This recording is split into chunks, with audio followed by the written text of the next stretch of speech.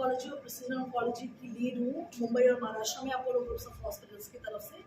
और हम लोग अपोलो ग्रुप्स ऑफ हॉस्पिटल्स की तरफ से कोशिश करते हैं कि किसी भी तरीके के कैंसर को अर्ली स्टेजेस में डिटेक्ट कर लें, और उसके लिए हम अवेयरनेस स्प्रेड करते हैं। अलग अलग मंथ में अलग अलग कैंसर के लिए स्प्रेड की जाती है अवेयरनेस, जिसमें कि बार बार ये रीएम्फसाइज हो लोगों के दिमाग में कि कैंसर को अर्ली डिटेक्ट करने से हम उनके आउटकम्स बेहतर कर सकते हैं। तो इसी तरह के प्रोग्राम का एक ये नेक्स्ट पड़ाव है मैं बोलूँगी। तो लंग कैंसर जो कि one of the most important और कॉमन कैंसर है वर्ल्ड ओवर, एंड इंडिया में भी कुछ प्रमुख कैंसर्स में से आता है। ये ना केवल एक बहुत कॉमन रूप से पाया जाता है, बल्कि ये बहुत ज़्यादा डेथ्स भी कॉज करता है। एंड मेन रीज़न ये होता है कि इसका डिटेक्शन बड़ा लेट होता है।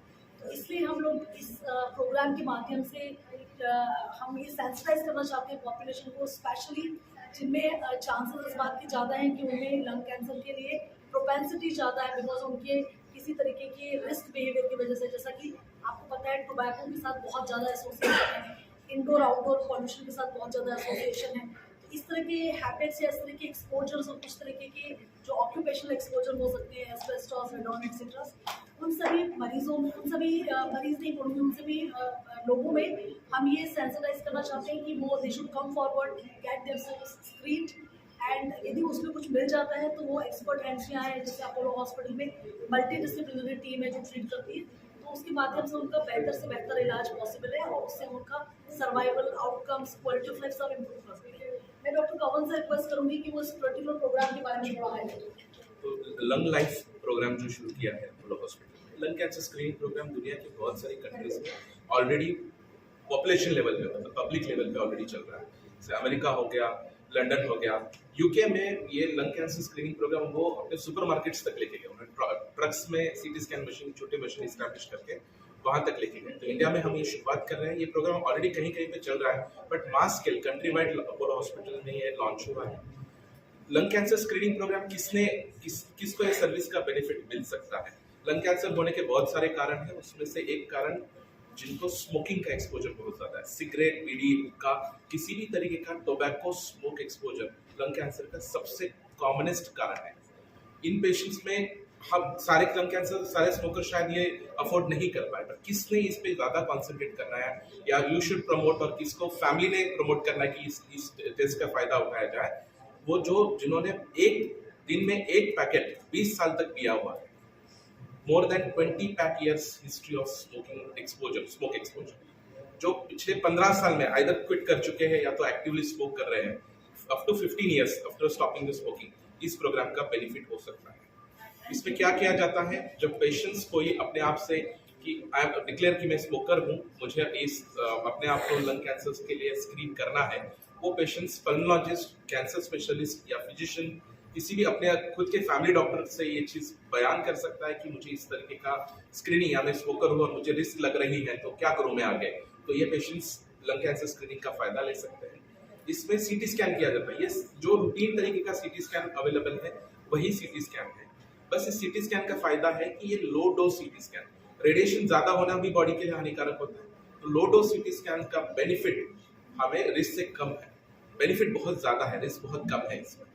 तो स्टैंडर्ड मेडिकल भाषा में बोला जाए तो स्टैंडर्ड सीटी स्कैन में 7 मिलीसीवर्ट्स डोज का यूज होता है। लो डोज सीटी स्कैन में 1.4 और उससे भी कम डोज का यूज होता है। एक low dose CT scan 15 X-rays के कंपैरिजन में है, जो कॉमनली किए जाते हैं। तो उन सीटी स्कैन में अगर ये पेशेंट्स आते हैं, उनको सिंपल सीटी स्कैन किया जाए, बहुत सारे सीटी स्कैन में इंजेक्शन लगवाना, कॉन्ट्रास्ट लगवाना, ये सब चीजें इन्वॉल्व होती है। लो डोज सीटी स्कैन में ऐसा कुछ भी नहीं होता है, ना पेशेंट को फास्टिंग रहने की जरूरत है।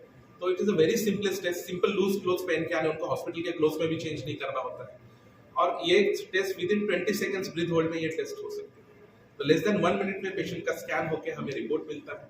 ये रिपोर्ट हमारे एक्सपर्ट रेडियोलॉजिस्ट, आर्टिफिशियल इंटेलिजेंस का सहारा लेके और पल्मोलॉजिस्ट खुद इस रिपोर्ट्स को रीड करते हैं, नोड्यूल्स को देखते हैं। कोई भी नोड्यूल डिटेक्ट होना मतलब कैंसर ही है ऐसा नहीं है, ये कोई इन्फेक्शन भी हो सकता है। इसलिए पल्मोलॉजिस्ट या डॉक्टर को मिलना जरूरी है उस रिपोर्ट के बाद, कि अगर ये इन्फेक्शन है तो उसके लिए ट्रीट किया जाए। पर अगर ये कैंसर के जैसा दिख रहा है और ये स्मॉलर साइज में है, अगर ये जो नोड्यूल डिटेक्शन होता है वो 6 मिलीमीटर तक का नोड्यूल पकड़ लेता है, तो बहुत स्मॉलेस्ट नोड्यूल सीटी स्कैन पकड़ सकता है। और इस नोड्यूल को हम ईयरली फॉलो करते हैं। सपोज कोई नोड्यूल का साइज 8 मिलीमीटर 1 सेंटीमीटर तक हो जाता है, 8 मिलीमीटर और more is suppose to be threshold, उसके ऊपर बायोप्सी रिकमेंडेड है। तो ये patients further PET scan, CT scan evaluate होकर बायोप्सी किए जा सकते हैं और with that smallest size 1 centimetre के साइज में हम लंग कैंसर को पकड़ के उसका इलाज कर सकते हैं। Best cure is offered by surgery. तो उसी स्टेज में अगर बीमारी पकड़ में आ जाए तो सर्जरी हो सकती है। और डॉक्टर राजेश शिंदे जो खुद रोबोटिक सर्जन है, जो मिनिमल एक्सेस सर्जन है, मिनिमम एकदम छोटा सा की होल करके ऑपरेशन करके सेकंड थर्ड डे पेशेंट घर जा सकते हैं। कितने खर्चे की लागत से ऐसी सर्जरी की जा सकती है? कि हम रोबोटिक से कर रहे हैं या दूरबीन के द्वारा, सर्जरी का जो कॉस्ट है वो डिपेंड करता है कि हम कौन सा सर्जरी कर रहे हैं। हम ओपन सर्जरी कर रहे हैं, रोबोटिक सर्जरी कर रहे हैं या दूरबीन के हिसाब से कर रहे हैं। अगर ये अर्ली स्टेजेस पे डिटेक्ट होता है तो ये दूरबीन द्वारा या रोबोट के माध्यम से किया जा सकता है। एवरेज कॉस्ट अराउंड 2.5 से 3 लाख रुपए में अर्ली स्टेजेस में अगर होता है तो सर्जरी हो जाती है। कोई आम आदमी इस चीज़ को स्क्रीनिंग करवाना चाहे तो उसको क्या लागत में हो सकता है? जैसे हमने बताया, अगर कोई स्क्रीनिंग के लिए आना चाहता है तो हमारे यहाँ पे जो हमने ये प्रोजेक्ट चालू किया है उसका कॉस्ट हमने 4,999 रखा है। ये 5,000 में हम एक सिटी स्कैन करेंगे, एक चेस्ट फिजिशियन जो लंग स्पेशलिस्ट है उनका कंसल्टेशन कराएंगे और साथ में ही पल्मोनरी फंक्शन टेस्ट जिसको पीएफटी कहते हैं वो करेंगे। तो ये 5,000 में ये 3 चीज़ें इंक्लूड है। ये टेस्ट कितने में हो सकता है और पूरा इलाज कितने में हो सकता है आपका हॉस्पिटल में? वैसे कहना मुश्किल है, डिपेंड करता है कि हम एक्चुअली कौन से स्टेज पे कैंसर को डिटेक्ट करते हैं। एक अगर फर्स्ट स्टेज में है तो सिर्फ सर्जरी लगेगा, सेकंड और थर्ड स्टेज में अगर होता है तो हो सकता है कि हमको सर्जरी के साथ साथ और कुछ चीज़ें भी लगे जैसे कीमोथेरेपी, रेडियोथेरेपी या इम्यूनोथेरेपी। तो जो कॉस्ट है उसके ऊपर डिपेंड करेगा। हमेशा ऐसा ज़रूरी नहीं है कि हम आप कोई अगर किसी पेशेंट को कुछ तकलीफ नहीं है तो चल के आता है और हम जब सीटी स्कैन या पेट स्कैन करते हैं तो हो सकता है कि उनको पता चले कि इसको तो स्टेज 4 कैंसर है। उस वक्त पेशेंट कहेगा मुझे तो कोई तकलीफ नहीं है, मैं तो आया था यहाँ पे कि मेरा कैंसर फर्स्ट स्टेज में डिटेक्ट हो, लेकिन आप बता रहे हो कि स्टेज 4 में हो। वो पेशेंट का कैंसर स्टेज 4 में रहेगा बट आज तक उस घड़ी तक उसको कोई कंप्लेंट नहीं थी, सिम्टम्स नहीं। सो उस वक्त ट्रीटमेंट का कॉस्ट जो है वो अलग रहेगा, ट्रीटमेंट अलग रहेगा। सर किस तरह अवेयरनेस कैंपेन चलाया जाए? और जैसे सर ने बताया लास्ट स्टेज आगे अगर आ गए तो ज़्यादा बढ़ता है, पहले स्टेज में लोगों को पता चले, ऐसा कुछ अवेयरनेस कैंपेन चलाया जाने वाला है क्या? अवेयरनेस कैंपेन का planning it will be for general public as well as will be for the doctors. So जो जनरल प्रैक्टिशनर्स हैं उनको सेंसिटाइज करेंगे कि ऐसा these are symptoms, these are patients who you should refer, and for the general public कि किसको सामने आना चाहिए टेस्टिंग। मैडम प्रोग्राम ही बनाया गया है इसीलिए क्योंकि देश भर में इसको लॉन्च किया जा रहा है, तो ये अवेयरनेस पैदा करने के लिए ही ये प्रोग्राम दिया गया है आगे, ताकि ये मैसेज हर इंसान तक पहुंचे कि अगर हम स्मोकिंग कर रहे हैं, हमारा रिस्क है लंग कैंसर का, तो हम आगे आए, हमारी जांच कराएं और अगर जल्दी पकड़ में आए तो उसका इलाज किया जा सके। सर तो सोशल मीडिया के जरिए, आपके जरिए हम चाहते हैं कि ये प्रोग्राम की जो मैसेज है जड़ जड़ तक पहुंचे, लोगों तक पहुंचे, तो यही अवेयरनेस क्रिएट करना हम चाहते हैं। सर महिलाएं में खास करके ब्रेस्ट कैंसर देखा गया है, तो महिलाएं कहीं ना कहीं शर्माती भी है, आगे नहीं आना चाहती है, तो उनके लिए कुछ आपके पास सॉल्यूशन है या सजेशन कुछ? ये जो सीटी स्कैन है उसमें उनका कुछ ज़्यादा एक्सपोजर वगैरह नहीं होगा, इजीली Loud. सो उनके लिए मेन है कि उनको अवेयरनेस रहना चाहिए कि हमको भी रिस्क है, हमको भी चेक करना चाहिए। ऑफकोर्स स्मोकिंग हिस्ट्री रहेगा या पेशेंट का हिस्ट्री जो स्मोक का एक्सपोजर होगा तो ये रिस्क ज़्यादा होता है। हमारे जो हेल्थ चेकअप है, जनरल हेल्थ चेकअप, वहाँ पे हर एक को इस मैटर में सेंसिटाइज किया जाएगा कि ये आप आगे बढ़ सकते हैं अगर आपको सिम्टम्स है, तो ये भी उनको है। सर मैम सर महिलाओं की बात आपने की कि सभी ये दोनों जेंडर को अफेक्ट कर सकता है। और जैसे कि पता चला कि 85 to 90% केसेस में एक्टिव स्मोकिंग से इसका एसोसिएशन है, मगर रिमेनिंग केसेस में जो स्मोकर नहीं होते, आजकल महिलाओं में स्पेशली जो नेवर स्मोकर है उनमें भी काफ़ी परसेंटेज इंक्रीज हो रही है इस कैंसर की।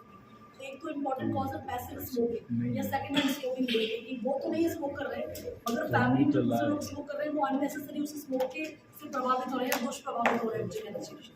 और दूसरी चीज़ जो आउटडोर पोल्यूशन है उससे आप अफेक्ट हो रहे हैं। तीसरी चीज़ जो स्पेशली विलेजेस में कॉमन थी, जहाँ पे लॉजिस्टिक्स की कंस्ट्रेंट्स, जो चूल्हा स्मोक है वो भी एक बड़ा अंडर रिकॉग्नाइज्ड एक प्रॉब्लम था जो ये इस तरह की चीज़ें कॉज कर सकता है। कुछ इनहेरिटेंस और कुछ फैमिलियर रीजंस भी होते हैं कि किसी वजह से उनकी रिस्क एज सच भी हाई है और फिर एडिशनली कोई फैक्टर आ गया तो वो बढ़ सकती है। तो एक तो ये है कि से नो टू स्मोकिंग, चाहे वो एक्टिव हो या पैसिव हो, दोनों तरीके की स्मोकिंग के लिए हमें बहुत स्ट्रॉन्ग स्टेप्स लेने की ज़रूरत है कि ये नहीं होना चाहिए। लोगों को कम फॉरवर्ड होना चाहिए। जैसे आपने बोला कि महिलाएं जो झिझकती हैं या सामने नहीं आती, तो ये हमें उनको सेंसिटाइज करने की ज़्यादा ज़रूरत है कि वो आए और हर तरीके के कैंसर की स्क्रीनिंग कराएं। ये भी एक तरह से का मिथ है, जैसे बोला आपने कि उनको ब्रेस्ट कैंसर ही होता है, तो ज़रूरी नहीं ब्रेस्ट कैंसर सबसे कॉमन है महिलाओं में, मगर लंग कैंसर भी हो सकता है। और इवन यदि वो डायरेक्ट स्मोक नहीं करती है, कई तरीके के दूसरे फैक्टर्स की वजह से भी उनकी रिस्क बढ़ सकती है। तो हमें इस तरीके की जागरूकता लाना बहुत ज़रूरी है। मैम, जिस तरीके से आपने बताया कि इंडोर पोल्यूशन और आउटडोर पोल्यूशन और स्मोकर, लेकिन आज के जो दौर में एक नए जो तबके हैं, जो यंग लड़के हैं, लड़कियां हैं, वो जो हुक्का, जो ये शीशा को एक जो है फैशन बनाकर जो उसे पी रहे हैं, और ये कहा जा रहा है उन्हें कि ये निकोटिन फ्री है। तो क्या ये हुक्के से भी जो है ये चीज़ें फैल सकती है कि जवान लोगों में? काफ़ी डेंजरस होता है कि निकोटिन जो है वो नहीं एक्चुअली कैंसर कॉज करता है। इसके साथ जो पार्टिकुलेट मैटर है, जो पार्टिकल्स रहते हैं, वो इरिटेट करके एक्चुअली कैंसर कॉज करते हैं। तो हुक्का smoking definitely very very harmful and should be completely avoided. ऐसे नहीं है कि उसमें निकोटिन नहीं है तो आपको स्मोकिंग का आपको रिस्क नहीं है।